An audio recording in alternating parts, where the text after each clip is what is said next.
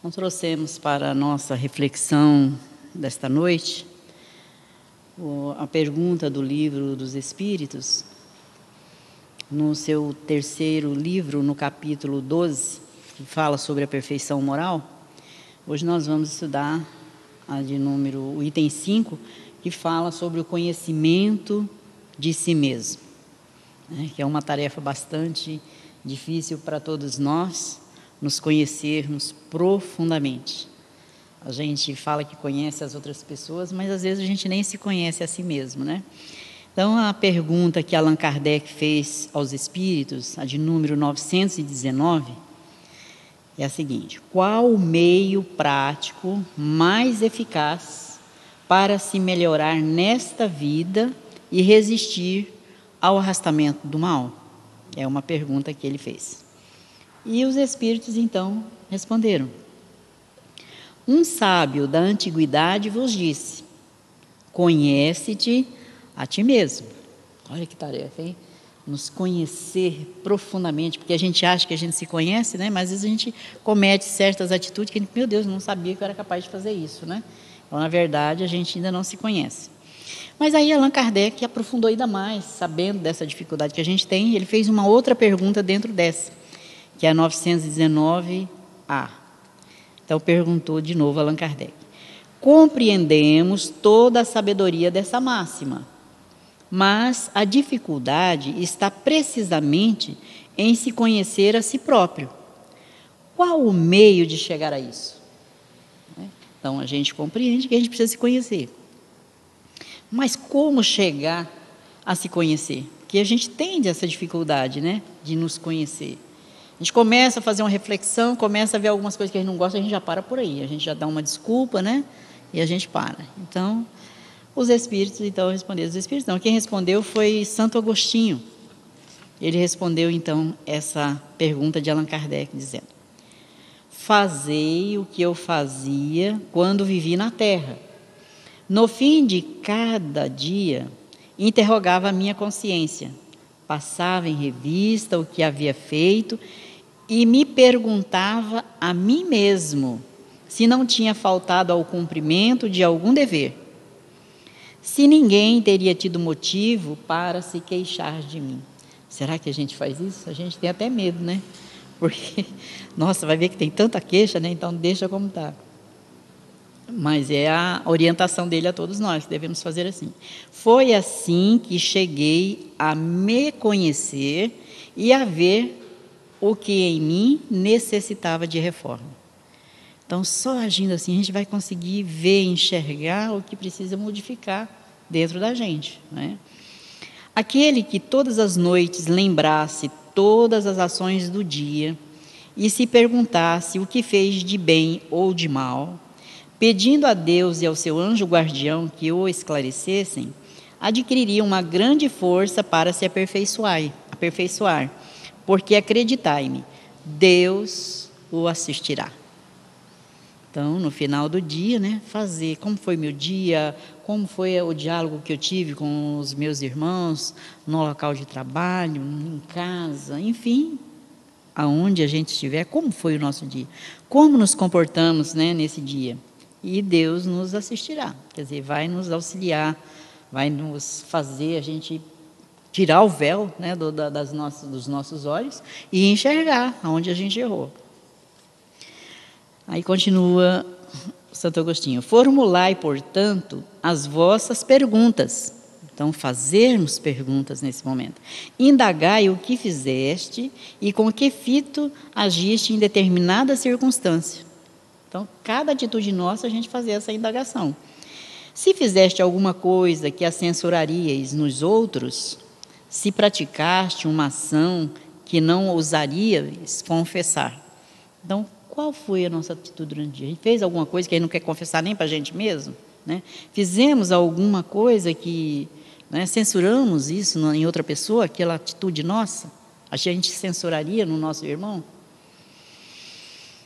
Perguntai ainda isto: se aprouvesse a Deus chamar-me neste momento, ao entrar no mundo dos espíritos, onde nada é oculto, teria eu de temer o olhar de alguém? Então, fazer essa pergunta, se de repente eu for chamado de volta rapidinho, né, para a vida espiritual, como que eu vou chegar lá? Eu vou ter alguma coisa, né, para ocultar, alguma coisa que eu fiz de errado? Essa é a reflexão que ele pede para que a gente faça.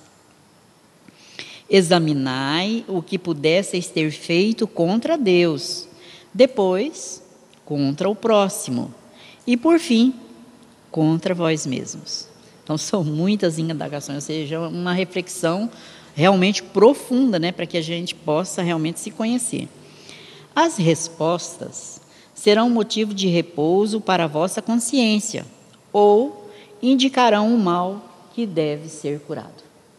Então, diante dessas reflexões, dessas perguntas que nós vamos fazer a nós mesmos, nós vamos ver se temos que mudar alguma coisa, vamos estar com a nossa consciência tranquila, ou vamos ter que fazer aí uma mudança, uma transformação íntima dentro de nós. Ou seja, curar o mal, como disse Jesus, não que está fora, mas que está dentro de nós mesmos. Continua Santo Agostinho. O conhecimento de si mesmo é, portanto, a chave do melhoramento individual. Então, é de cada um, ninguém muda por nós, né? Não, eu preciso mudar, você muda aí por mim, não tem jeito, né? Mudança individual. Mas, direis, como julgar a si mesmo? Né? É difícil, né? Julgar os outros é fácil, mas julgar as nossas ações, as nossas atitudes? Então, ele fez essa pergunta, que a gente faz realmente essas perguntas. Mas direis, como julgar a si mesmo? Não se terá a ilusão do amor próprio que atenua as faltas e as torna desculpáveis? E a gente desculpa a falta nossa, mas a dos outros não, né? A dos outros a gente é severo. Agora, as nossas faltas a gente dá uma desculpada, passa a mão na nossa própria cabeça, né? É isso. O avaro se julga simplesmente econômico e previdente. O orgulhoso se considera tão somente cheio de dignidade.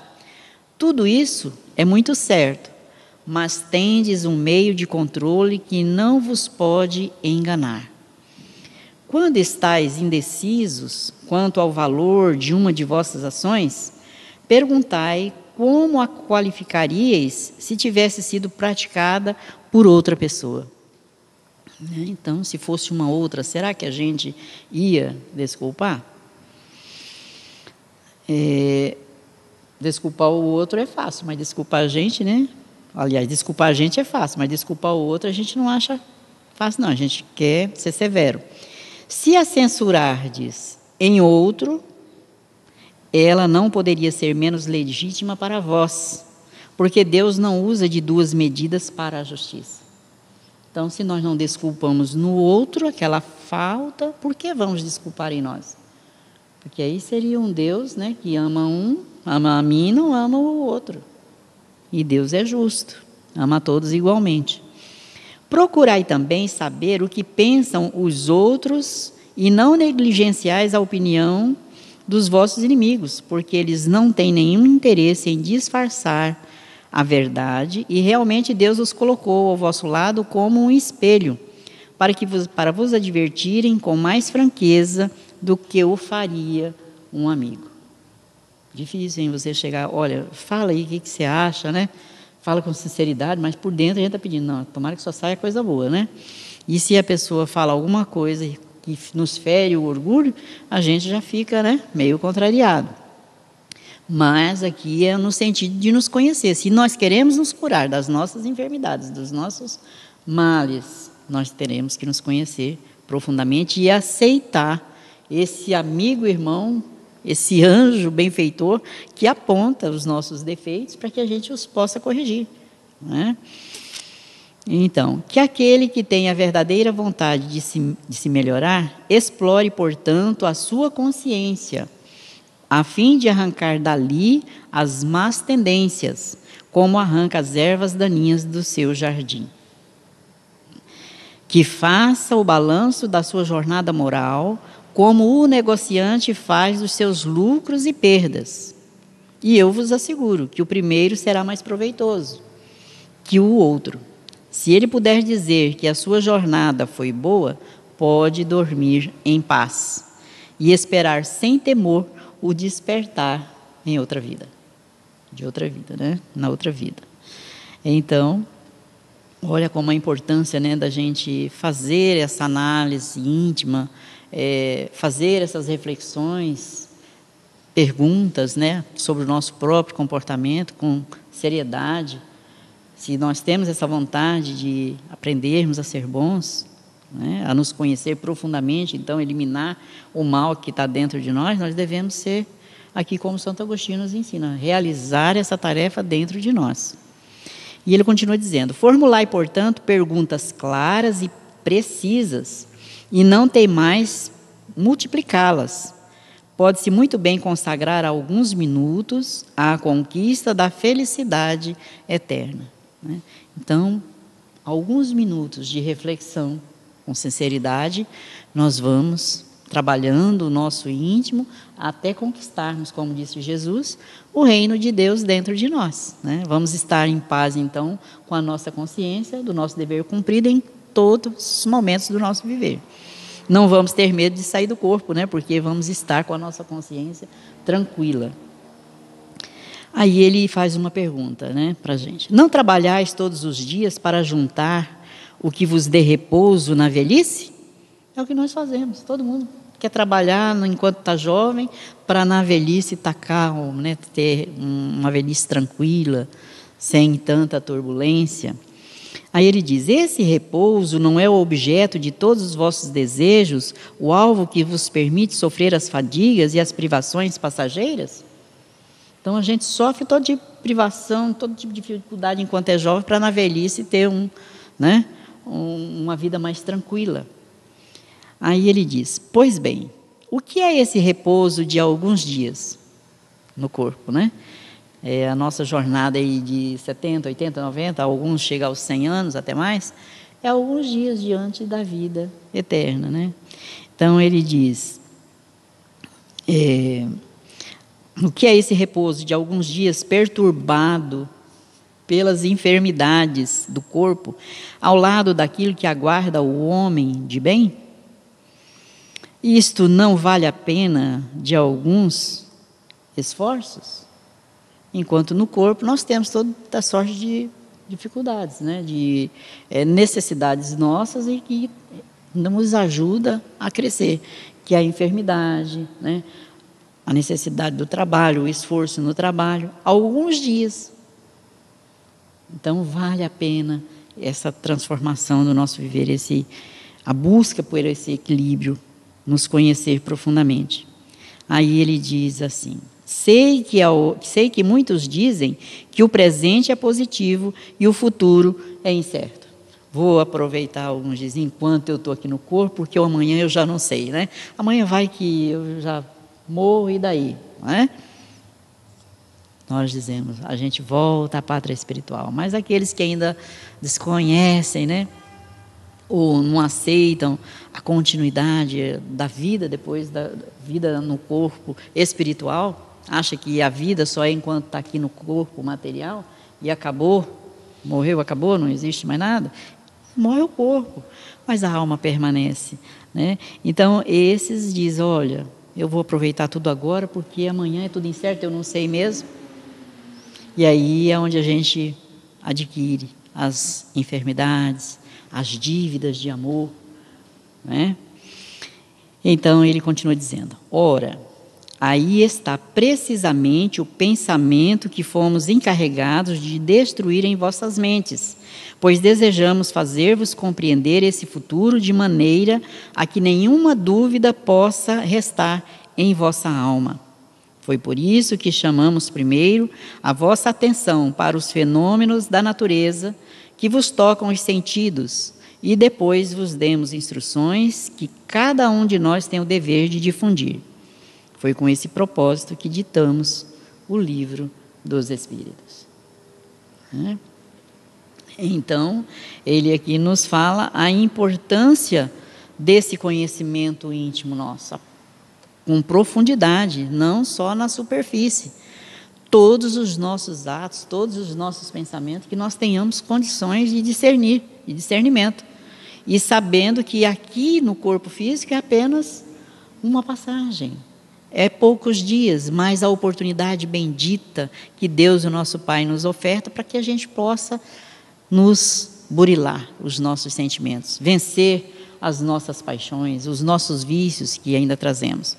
E Allan Kardec, ele faz um pequeno comentário dessa resposta aqui, dessa pergunta, aliás, da resposta que ele fez à pergunta aos espíritos. Então, Allan Kardec fala: muitas faltas que cometemos nos passam despercebidas.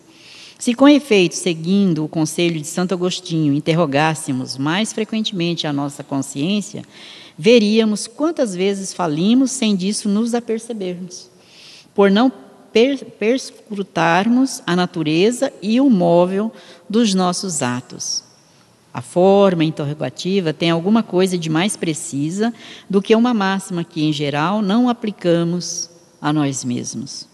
Ela exige respostas categóricas, por um sim ou não, que não deixem lugar a alternativas. Respostas que são outras tantas argumentos pessoais, pela soma dos quais podemos computar a soma do bem e do mal que existe em nós. Então, o nosso falar sim, sim, não, não, muitas vezes fica no meio. Vou pensar, quem sabe, talvez, né? Quem sabe amanhã eu começo a fazer essa mudança, quem sabe, né? Por enquanto, vamos ver o que vai dar, né? Então, diante dessa questão do Livro dos Espíritos, desse trabalho, né, que nós devemos realizar do conhecimento de nós mesmos, e que temos que fazer esse conhecimento enquanto é hoje, enquanto estamos aqui, né, nesse corpo físico, com essa oportunidade, porque não sabemos quando sairmos do corpo, quanto tempo levará para que a gente possa tomar novamente uma vestimenta física e dar continuidade ao nosso progresso espiritual. O conhecimento alcançado até aqui não se perde. Ele continua, nós nos levaremos conosco, continua conosco. Mas é preciso dar continuidade. E muitas vezes pode ser que demoremos muito tempo, né? Não sabemos se teremos uma nova oportunidade, como às vezes a gente pensa. Logo eu reencarne e dou continuidade. Não sabemos, né?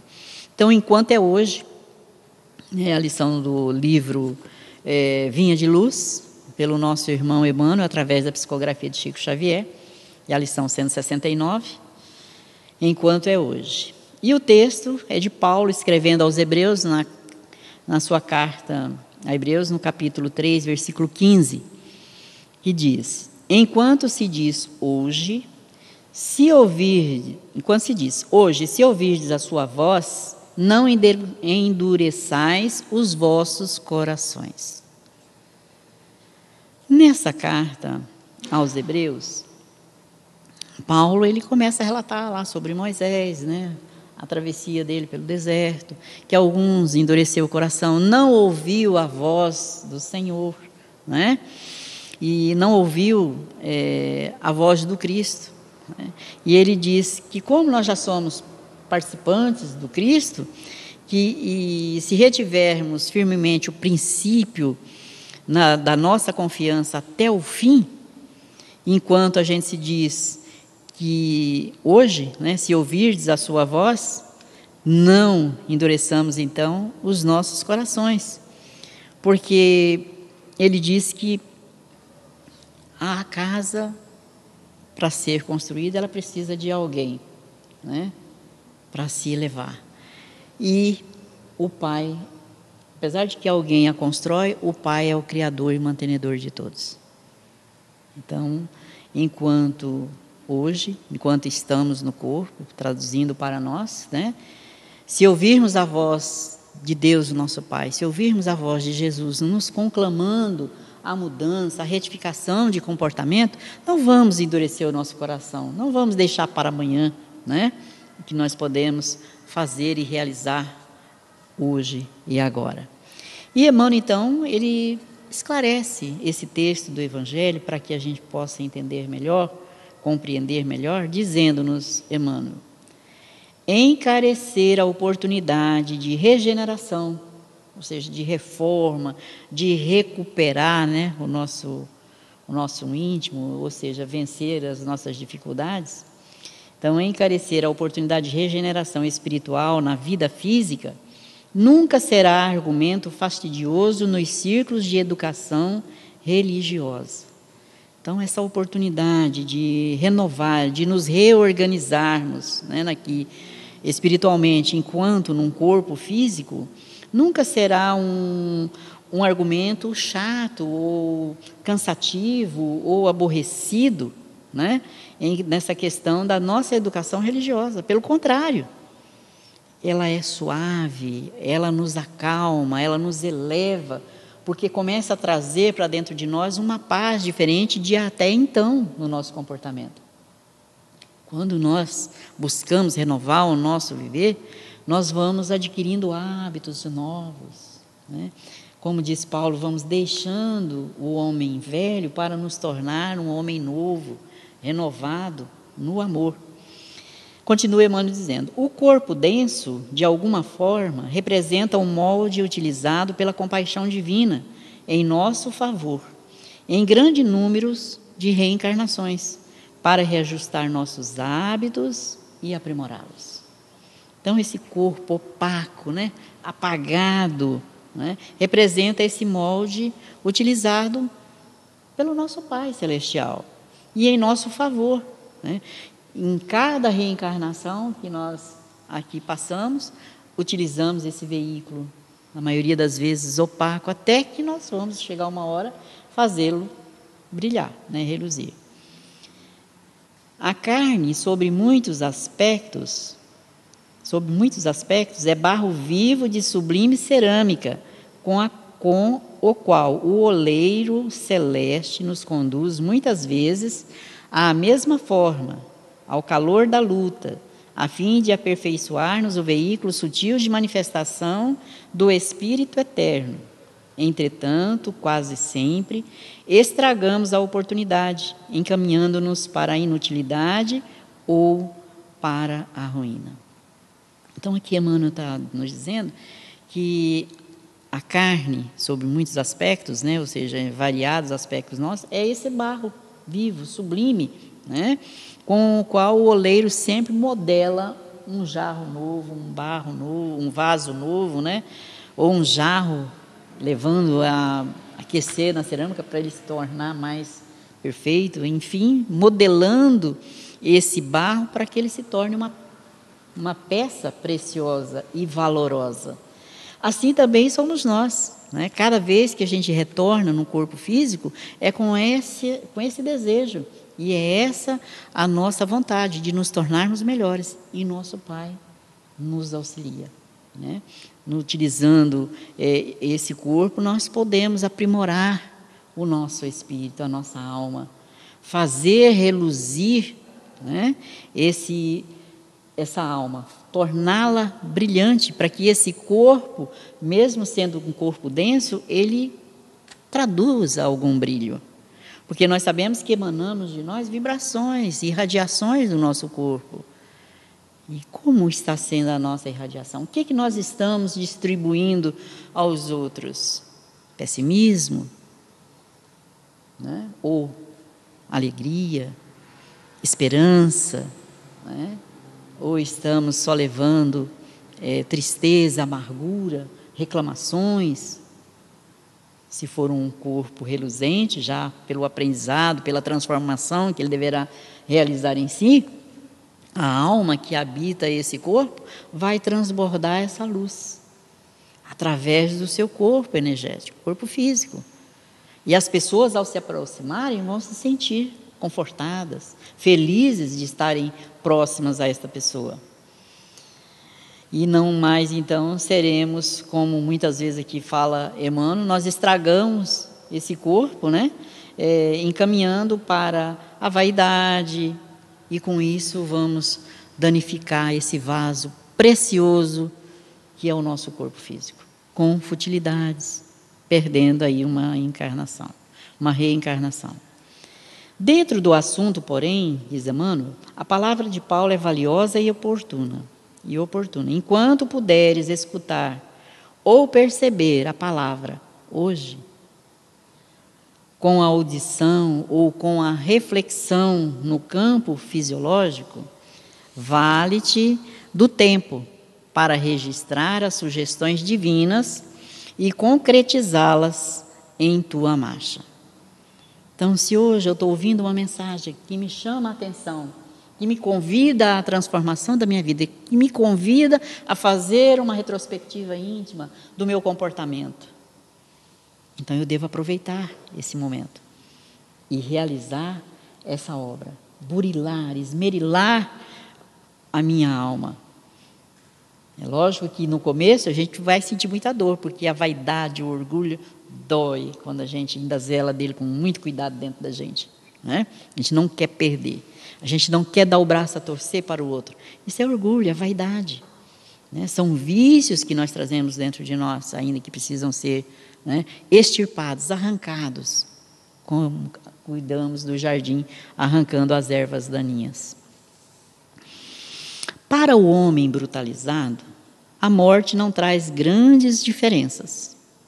A ignorância passa o dia na impulsividade e a noite na inconsciência, até que o tempo e o esforço individual operem o desgaste das sombras, clareando-lhe o caminho. Então, para o homem embrutecido, aquele ainda que ainda tem tanto sentimento cruel dentro dele, uma pessoa ainda aselvajada, vamos dizer assim, a morte não traz diferença, porque ele não vai sentir diferença. Mas, né, para aquele que já começa a se modificar, a se transformar, aí já é diferente. Então, diz Emmanuel que a ignorância, junto desses, o dia passa na impulsividade, ou seja, a pessoa está sempre aflita, ansiosa, mas não se dá conta, não se apercebe. E a noite, passa a noite na inconsciência, ou seja, tudo o que ela faz é no automatismo. Ela não para pensar nas consequências das suas atitudes. Ela não tem aquele momento de reflexão. Opa, espera lá, o que está acontecendo, né? Está em tempo, eu posso voltar atrás, ou posso retificar o que eu fiz. Não, é no automatismo, né?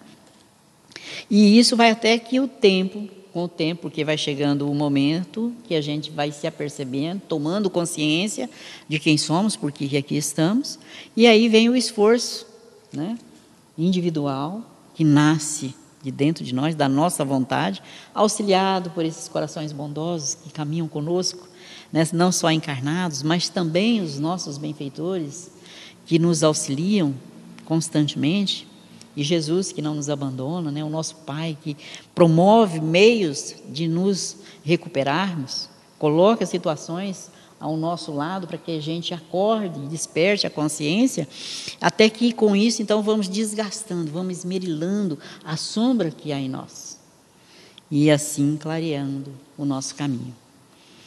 Aí continua Emmanuel dizendo: aqui todavia nos referimos à criatura medianamente esclarecida. Então, ele está falando aqui daquele que já tem conhecimento bastante. Porque o homem brutalizado, ele ainda age no automatismo, na inconsciência. Mas quem já tem a consciência esclarecida, aí sim há necessidade, né, do trabalho mais profundo, mais constante, tem condições de refletir, né, usar a razão. E finaliza então Emmanuel dizendo: todos os pequenos maus hábitos, aparentemente inexpressivos, ou seja, aquele hábito que a gente acha que é aquele mal que é inexpressivo, insignificante, isso é uma coisinha de nada, não tem valor, isso não tem muita importância. Ele diz todos, principalmente esses que a gente não dá valor, as pequenas coisas a gente não consegue muitas vezes enxergar. A gente vê as grandes coisas, uma fala muito, né, agressiva, mas às vezes a gente não percebe um gesto nosso, um olhar. Esse nosso rosto é um cartão postal. As pessoas nos conhecem, né? Mesmo aquelas que não têm muita afinidade conosco, ou não têm afinidade nenhuma, mas pela nossa expressão facial, elas sabem quando nós estamos com raiva, quando nós estamos tristes, quando nós estamos enfermos, doentes, quando a gente está alegre, está feliz, quando a gente está mal-humorado, né? É um cartão postal. Então, essas coisas pequenas que a gente não se apercebe, diz Emmanuel. Todos os pequenos maus hábitos, aparentemente inexpressivos, devem ser muito bem extirpados, ou seja, cortados, desenraizados de dentro de nós. Então, devem ser muito bem extirpados pelos seus portadores, que desde a terra já disponham de algum conhecimento da vida espiritual.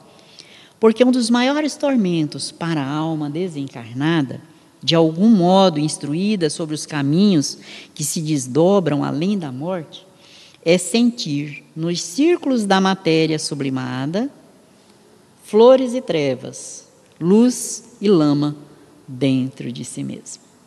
Então já imaginou a gente chegar à vida espiritual com todo o conhecimento que nós temos e ainda nos sentirmos, ver nesse círculo dessa matéria sublimada, que é o plano espiritual, flores e trevas, luz e lama dentro de nós mesmos. Porque a gente já tem conhecimento, mas não vivenciou aquilo que a gente aprendeu, né? Só ensinou para os outros e não colocou na prática.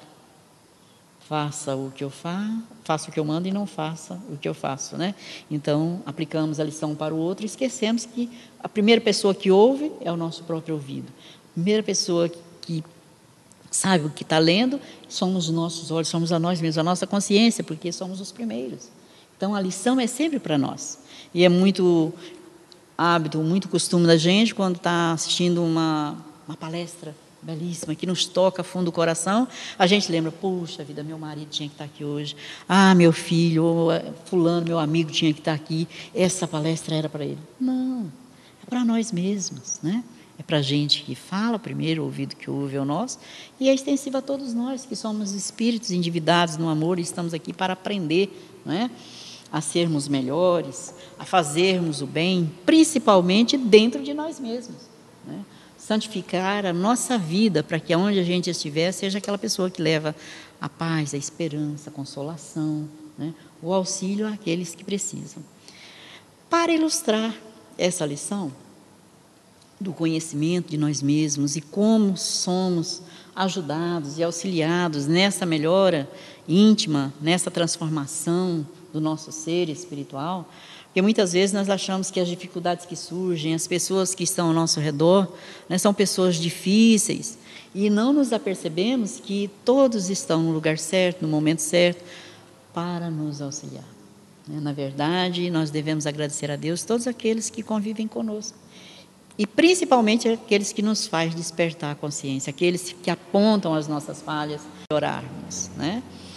Então, o nosso irmão X, no livro Pontos e Contos, ele traz uma história muito, no momento oportuna para todos nós. Tem o título, essa lição, Os Estranhos Credores.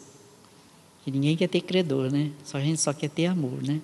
Mas dentro de casa, disse Jesus, que aquelas pessoas que nos traem, que é as que metem a mão no prato conosco. Então, é dentro de casa, é dentro do lar. Nós temos os nossos maiores credores dentro de casa. São esses verdadeiros anjos, né? Benfeitores espirituais, que nos ajudam a nos melhorarmos. Porque através dessa convivência difícil, muitas vezes, é a oportunidade que temos de sublimar os nossos sentimentos e aprender, não é? A conquistar as virtudes da paciência, da compreensão, da tolerância, da bondade. E quando não aprendemos da maneira mais fácil, aí nós suplicamos da maneira mais difícil, para que possamos então aprender a vencer a nós mesmos. Então, nos conta então o nosso irmão X. Começa ele dizendo: poucas vezes tive ao meu lado entidade tão bela. Tratava-se da nobre Diana, que desde muito, segundo me informaram, se consagrara ao ministério de iluminação das almas cegas e infelizes. Demorava-se longas semanas no abismo. Acendia a luz evangélica entre gemidos e sombras. Ao contrário de muita gente envolvida, resistia heróica ao peso da atmosfera baixa e espessa. Inúmeros criminosos e impenitentes rendiam-lhe a palavra persuasiva e maternal. Jamais falava como quem reprova, condenando, mas como quem esclarece amando, em nome de Deus. Certo dia, visitou-nos o grupo em elevada tarefa. Ouvia a dissertar sobre grandes teses humanas, deslumbrando-me com a sabedoria que lhe vibrava em cada definição. O que mais impressionava, contudo, em sua vulnerável figura feminina, era a luz que a rodeava inteiramente. Parecia viver num ambiente maravilhoso, exclusivamente seu. Tão sublime era o halo radioso que a circundava, isolando-a das influências exteriores. Asseverou-me um amigo que a abnegada mentora possuía direito indiscutível para desfrutar semelhante situação, não só por trabalhar em círculos de criaturas positivamente inferiores a ela, como também porque vencera em si mesma as deficiências mais rudes da condição animal. Alma divina, Diana reunia a beleza e a bondade, a ciência e a expressão. Quando terminou a palestra encantadora que a trouxera ao nosso núcleo de serviço, aproximei-me curioso e enlevado. Outros companheiros imitaram-me o gesto. A singular posição luminosa daquela mulher arrebatava-nos o espírito. A emissária, no entanto, muito simples, parecia desconhecer a própria elevação. Sorria fraternalmente e comentava os problemas terrestres como se estivesse ainda envolta na roupagem carnal. Soberano entendimento de todas as coisas lhe transparecia das mínimas expressões. Emocionado, em lhe observando a renúncia a favor das almas embrutecidas, indaguei do porquê de seu sacrifício, retendo-lhe as respostas surpreendentes. Sim, meu amigo, respondeu sem afetação. Num expulso espontâneo de minha própria consciência, ofereci 50 anos de trabalho aos nossos irmãos das zonas mais baixas da vida e não me envergonho de explicar-lhe a razão de meu gesto. E sorridente, ante o interesse geral, prosseguiu delicada. Não sei se conhecem as extremas dificuldades do espírito para alijar as vestes animalizadas do sentimento. Sorrimos de modo significativo, dando-lhe a entender a nossa inferioridade. Pois bem, continuou a embaixatriz da caridade e da sabedoria, confesso que pertenci à classe das piores mulheres que já existiram nos círculos do planeta. O ciúme, o egoísmo e a vaidade eram o meu trio de verdugos cruéis. Voltei à carne numerosas vezes, somente para atacar o ciúme fulminante. Recebi a oportunidade de 9 existências sucessivas, sem resultado eficiente. Para combater o egoísmo e a vaidade, regressei ao corpo físico muitas vezes, falhando nas mais insignificantes promessas. Sempre a recapitulação do movimento vicioso. Envenenava meu companheiro pelo ciúme, destruía o lar pelo egoísmo e perdia os filhos através da vaidade. Amigos desvelados seguiam-me carinhosos, de esferas mais altas, estendendo-me braços fraternais. Entretanto, fracassei de modo invariável.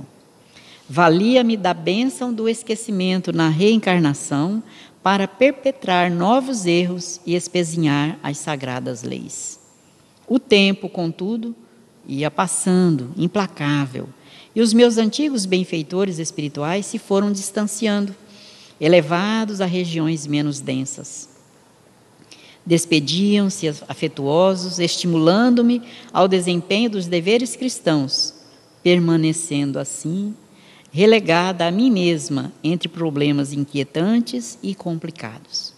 Por fim, o esposo, amigo, sócio abençoado de experiências e empresas inúmeras, foi convocado a esferas superiores, em virtude dos méritos adquiridos e dos espíritos amados que me foram pais e filhos em várias estações evolutivas.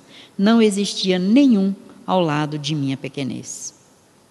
Quando me vi irremediavelmente sozinha, experimentei intraduzível pavor e amargoso desânimo. Abandonei-me, então, a propósitos menos dignos, demorando-me nos recantos abismais, qual trapo inútil, embora consciente, vencida pelo trio nefasto. Muitos anos partilhei o desencanto da soledade quase absoluta. Dia houve, no entanto, em que fui visitada por nobre missionária do bem, que me contou carinhosamente o romance que lhe dizia respeito. Estivera em minha posição degradante, mas superara os obstáculos, utilizando o concurso de entidades infelizes. Depois de aventuras extravagantes, no curso dos quais fora invariavelmente derrotada, voltou à terra na qualidade de mãe de filhos monstruosos, e tão rijos lhe foram os testemunhos de abnegação que chegou ao admirável triunfo sobre a tríade tenebrosa, dominando o ciúme, o egoísmo e a vaidade no decurso de 70 anos de sacrifício incessante. Aconselhou-me, assim, a visitar as furnas do sofrimento purgatorial e a rogar a colaboração dos dirigentes daqueles que estacionam nas províncias da angústia, candidatando-me à maternidade dolorosa na terra. Aceitei o alvitre, jubilosa, que representavam 70 anos de esforço e paciência para conseguir uma realização que me escapara durante milênios. A prestimosa amiga conduziu-me às retaguardas das trevas e, horrorizada, percebi a existência de infortunados irmãos nossos em estágios longos de loucura, cegueira e deformação. Agitavam-se em torvelinho de padecimentos indescritíveis. Acovardei-me ante o quadro triste, mas a piedosa mensageira que me custodiava reanimou-me e, afinal, solicitei a concessão. Quando meu fervor se exteriorizou em lágrimas de esperança, fez-se visível um dos vigilantes da atormentada região, acolhendo-me à súplica. Aceitar-me-ia o compromisso e designou-me 4 crianças monstruosas que me caberia adotar. Reunir-se-iam a minha alma dentro de alguns tempos nos círculos carnais. Foi assim que, entre o pavor e a ansiedade, regressei ao renascimento terrestre. Vi-me desde cedo em condições dolorosas e precárias. Nos rudimentos da infância, observei que meu corpo estava em formal desacordo com os meus sentimentos íntimos. A princípio, vigorosa rebeldia dominou-me o coração, mas fui lavando as manchas da revolta com lágrimas benfazejas, e porque a orfandade me colhera nos primeiros anos, fui compelida a desposar um homem terrivelmente disforme, que me impôs 4 filhos desventurados. Logo após o nascimento do último deles, meu infeliz esposo, companheiro de quedas noutra época, veio a desencarnar, legando-me a pobreza e viuvez irremediável. Tentei a conquista do trabalho digno, entretanto, o infortúnio dos filhos não me permitiu. Um era cego, outro leproso, e 2 aleijados. Muita vez a vaidade me inclinou à prostituição, mas o instinto de mãe não me separava dos filhinhos, e toda a gente me evitava a presença com manifesta repugnância.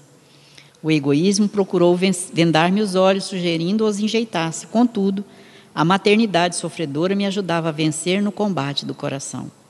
O ciúme alvitrava o desespero e o crime, mormente quando surgiam as mães tranquilas e afortunadas ao meu olhar. Todavia, o beijo de minhas pobres crianças atormentadas convidavam-me à gratidão pela caridade pública, à humildade e ao entendimento. Nunca tive pouso certo, nunca dispus de parentes que me solucionassem as necessidades.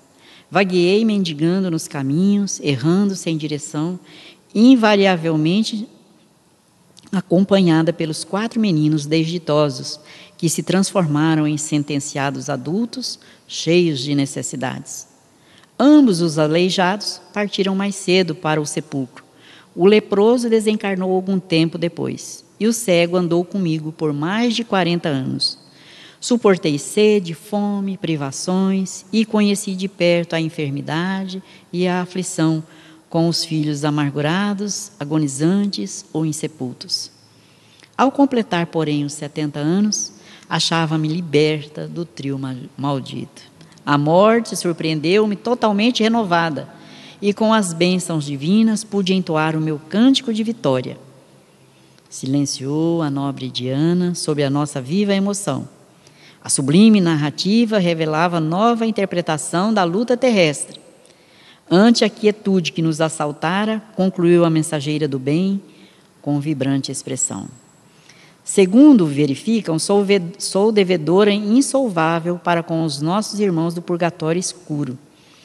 Em companhia deles, na reencarnação terrestre, aprendi lições que muitos séculos de aprendizado pacífico não me puderam ensinar, à vista da minha rebeldia e viciação. É tão grande é a minha alegria e tão bela a minha noção de vitória individual que, se rastejasse nas trevas por alguns milênios, a fim de servi-los, não lhes pagaria em hipótese alguma quanto lhes fiquei a dever para a eternidade.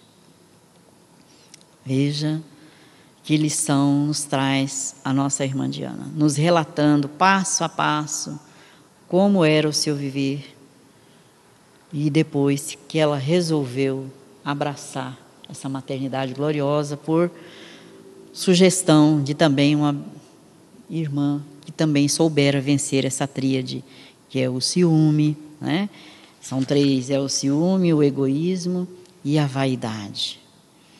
Então vejamos que para nos libertar de nós mesmos, das dificuldades que trazemos, vencer os vícios que temos dentro de nós, lapidar os nossos sentimentos íntimos, se não colocarmos na prática o que Santo Agostinho nos fala a respeito do conhecer a nós mesmos, de vencer o mal que está dentro de nós, de cada dia, no final do dia, fazermos uma retrospectiva dos nossos atos, das nossas atitudes, nesse intuito de libertar a nossa alma desses vícios que trazemos, de fazer essa lapidação do nosso ser espiritual, adquirindo ou conquistando virtudes, transformando todo sentimento não bom em sentimento amoroso, não aprendermos a sermos humildes, pacienciosos, nós vamos chegar um momento, com certeza, na condição da nossa irmã Diana. Porque se não aprendemos pelo amor, é a dor que vai nos ajudar a nos corrigir. Como foi a nossa irmã Diana. Quantas oportunidades pacíficas ela disse que ela teve. E ela não conseguiu vencer os seus vícios.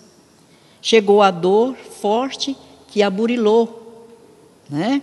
A maternidade gloriosa, ou seja, o cansaço já do seu sofrimento. E ela sabia que não tinha outra alternativa que não fosse aquela. Agora era a oportunidade de sublimar os seus sentimentos, de vencer. Os seus filhos ficaram adultos, homens. Imagina o que é para uma mãe sozinha, com 4 filhos, né? Um cego, o outro leproso e 2 aleijados, passando todo tipo de sofrimento, de privação, sem ter, certamente, um teto adequado para, né, abrigar, mas ela continuou firme. Quantas vezes ela titubeou em andar, voltar ao caminho errôneo, mas caiu em si e continuou a sua tarefa. Então a lição nos traz reflexão. Esse conhecimento que nos fala o nosso irmão Santo Agostinho é para nós a oportunidade única de aqui e agora, nesse tempo que se chama hoje, nós aprendermos essa lição preciosa. E esse momento, o qual todos estamos vivendo, também nos chama essa atenção, da oportunidade, do momento que nós temos para adquirir novos hábitos, novos costumes. Estamos aprendendo a higienizar com mais frequência as nossas mãos, o nosso corpo, cuidado com as nossas roupas, aonde andamos, aonde pisamos, né? Então, estamos aprendendo novos hábitos. Imaginemos esses novos hábitos com todo esse cuidado no nosso pensar, no nosso agir. Higienizar a nossa alma, o nosso pensamento. Arrancar essas ervas daninhas que ainda tem dentro de nós. É a separação do joio e do trigo que Jesus nos fala. Separar os sentimentos não bons que está dentro de nós, né?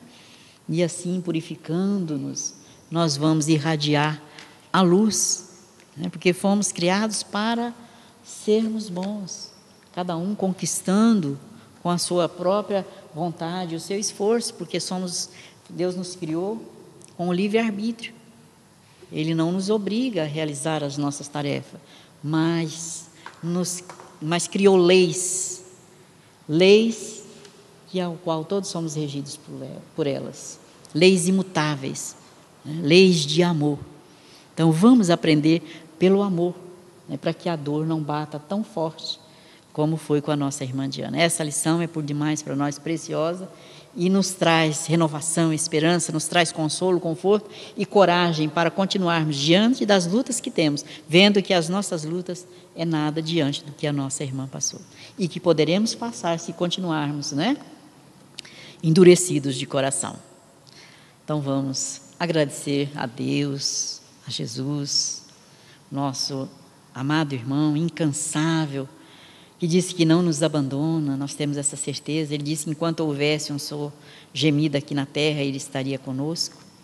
E temos essa certeza, Jesus, de que conosco estás, nos inspirando, nos auxiliando nessa transformação, nesse equilíbrio que todos deveremos conquistar dentro de nós, vencendo o mal, não que está fora, mas que está dentro dos nossos corações. E assim aprendermos com o teu exemplo amoroso, com a tua vivência, agora ditada nos evangelhos, para que sejamos bons, para que façamos aos nossos irmãos tudo aquilo que queremos que também seja feito a nós.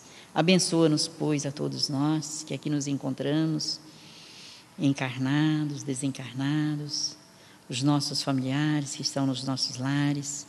Nesse momento também te rogamos as bênçãos do seu amor, envolvendo todo o nosso planeta Terra, envolvendo os nossos irmãos, médicos e enfermeiras do planeta inteiro, que estão à frente, nesse momento, lutando para salvar vidas e expondo até as suas próprias vidas.